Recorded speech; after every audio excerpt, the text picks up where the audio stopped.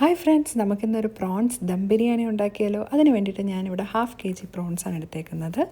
അതിലേക്ക് 1 ടീസ്പൂൺ മുളക് പൊടി, 1/2 ടീസ്പൂൺ മഞ്ഞൾപ്പൊടി, ആവശ്യത്തിന് ഉപ്പ്, ഇത്രയും ചേർത്ത് നല്ല പോലെ മിക്സാക്കി മാരിനേറ്റ് ചെയ്ത് മാറ്റി വയ്ക്കുന്നുണ്ട് കേട്ടോ. അപ്പോൾ ഏകദേശം ഒരു അരമണിക്കൂറൊക്കെ നമ്മളിത് മാറ്റി വെച്ചേക്കുക.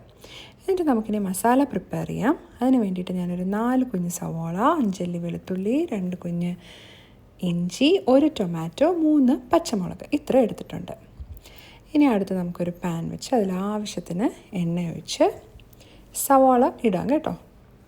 സവാള നല്ല സ്ലൈസാക്കി ഇങ്ങനെ ഇട്ട് കൊടുത്തിട്ട് നല്ലപോലെ ഒന്ന് വഴറ്റിയെടുക്കണേ. നമുക്കൊരു ഗോൾഡൻ ബ്രൗൺ കളർ ആവണം. അതിന് വേണ്ടിയിട്ട് ആവശ്യത്തിന് ഉപ്പും കൂടി ഇട്ട് ഞാനിവിടെ വഴറ്റുന്നുണ്ട് കേട്ടോ. നല്ലപോലെ വഴറ്റി ഗോൾഡൻ ബ്രൗൺ കളറാക്കി എടുക്കുക. ഇതിൻ്റെ ഇടയ്ക്ക് ഞാനൊരു കാര്യം മറന്നുപോയി. നമ്മൾ ആദ്യം പാൻ വയ്ക്കുന്ന സമയത്ത് കുറച്ച് നെയ്യും പിന്നെ നമ്മുടെ ഹോൾ സ്പൈസസും കൂടി ഇട്ട് ഒന്ന് മൂപ്പിച്ചിട്ട് വേണം നമ്മൾ ഈ സവാള ഇട്ട് വഴറ്റാൻ വേണ്ടിയിട്ട്. അപ്പം അതുകൊണ്ടാണ് ഞാനിപ്പോൾ രണ്ടാമത് ചെയ്തത്. ഓക്കെ, അതിനുശേഷം നമ്മൾ ഇഞ്ചി, വെളുത്തുള്ളി, പച്ചമുളക് പേസ്റ്റ് റെഡിയാക്കി അതിലേക്ക് ആഡ് ചെയ്ത് കൊടുക്കുന്നുണ്ട്. അതിനോടൊപ്പം തന്നെ നമ്മൾ എടുത്ത് വെച്ച തക്കാളി കുഞ്ഞ് പീസസാക്കി കട്ട് ചെയ്തത് ഇട്ട് കൊടുക്കുന്നുണ്ട്. പിന്നീട് ഇതൊന്ന് മിക്സാക്കിയിട്ട് നല്ലപോലെ ഒന്ന് വഴറ്റിയെടുക്കുന്നുണ്ട്. ഈ സമയത്ത് ഞാൻ മസാല ഇട്ട് കൊടുക്കുന്നുണ്ട്. 1 ടീസ്പൂൺ മുളക് പൊടി, 1.5 ടീസ്പൂൺ മല്ലിപ്പൊടി, 1 ടീസ്പൂൺ ഗരം മസാല, 1/4 ടീസ്പൂൺ മഞ്ഞൾപ്പൊടി, 1/2 ടീസ്പൂൺ കുരുമുളക് പൊടി, ഇത്രയാണ് ഇട്ട് കൊടുക്കുന്നത് മസാലാസ്. ഇനി ഈ മസാല എല്ലാം ഇട്ട് നല്ലപോലെ മസാലയുടെ പച്ച മണം മാറുന്ന വരെ നല്ലപോലെ വഴറ്റിയെടുക്കാവേ. ഈ സമയത്ത് ഞാൻ മാരിനേറ്റ് ചെയ്ത് വെച്ചിരുന്ന കൊഞ്ചിനെ ഇട്ട് കൊടുക്കുന്നുണ്ട്. കൊഞ്ചൊന്ന് മിക്സാക്കുക ആ മസാലയിലോട്ട്.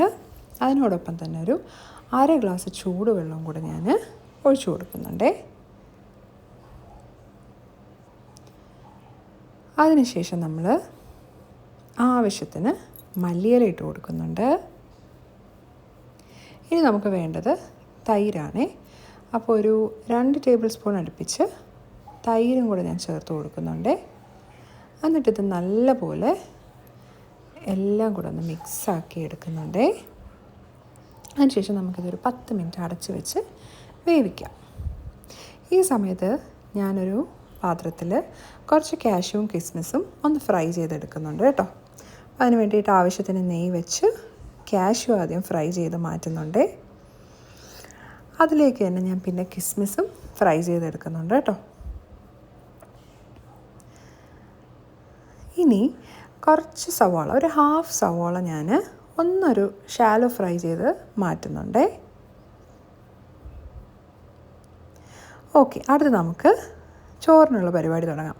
അതിന് വേണ്ടിയിട്ട് ഒരു പാത്രം വെച്ച് നമ്മളൊരു 2-3 ടേബിൾ സ്പൂൺ നെയ്യ് ഇട്ട് കൊടുക്കുന്നുണ്ട്. അതിലേക്ക് ഹോൾ സ്പൈസസ് ആഡ് ചെയ്ത് കൊടുക്കുന്നുണ്ട്. ഈ സ്പൈസസ് ഒന്ന് മൂത്ത് വരുന്ന സമയത്ത് നമ്മളൊരു 2 ഗ്ലാസ് ജീരകശാല റൈസ് കഴുകി ഡ്രെയിൻ ചെയ്ത് വെച്ചിട്ടുണ്ട് കേട്ടോ. അതിലേക്ക് ആഡ് ചെയ്ത് കൊടുക്കുകയാണ് കേട്ടോ.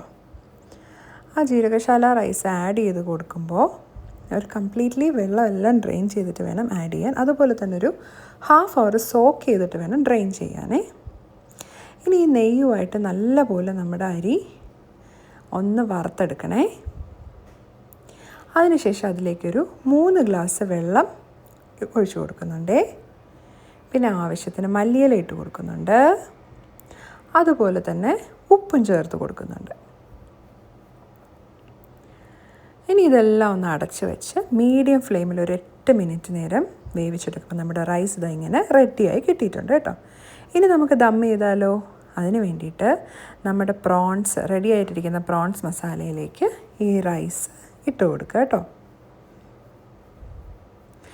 അതിലേക്ക് ഞാൻ ആവശ്യത്തിന് നെയ്യിട്ട് കൊടുക്കുന്നുണ്ട്. പിന്നെ നമ്മൾ നേരത്തെ ഷാലോ ഫ്രൈ ചെയ്ത് വെച്ച സവാളയില്ലേ, സവാള ജസ്റ്റ് ഒന്ന് ഇട്ട് കൊടുക്കുന്നുണ്ട്. പിന്നെ കുറച്ച് ട്യൂട്ടി ഫ്രൂട്ടി ഇട്ട് കൊടുക്കുന്നുണ്ട്. അത് കഴിഞ്ഞിട്ട് നമ്മൾ ഫ്രൈ ചെയ്ത് വെച്ചേക്കുന്ന കാഷ്യൂ കിസ്മിസ് ആഡ് ചെയ്ത് കൊടുക്കുന്നുണ്ട്. പിന്നെ കുറച്ച് പാലിൽ മഞ്ഞൾ കലക്കി അതും ഒരു യെല്ലോ കളർ റൈസിന് കിട്ടാൻ വേണ്ടിയിട്ട് അതും ഒഴിച്ച് കൊടുക്കുന്നുണ്ട്. അതിനുശേഷം മല്ലിയില ഇട്ട് കൊടുക്കുന്നുണ്ട്. അപ്പം ഇത്രയും ചെയ്തതിന് ശേഷം നമ്മൾ ഈ പ്രോസസ്സ് തന്നെ പിന്നെയും റിപ്പീറ്റ് ചെയ്യും. അതിനുശേഷം നമ്മൾ ഒരടപ്പ് വെച്ച് നല്ലപോലെ അടച്ച് ദം ചെയ്യുവാണ് കേട്ടോ, ഒരു 10 മിനിറ്റ്. അങ്ങനെ നമ്മുടെ tasty and easy prawns dum biryani ഇവിടെ റെഡി ആയി കഴിഞ്ഞു.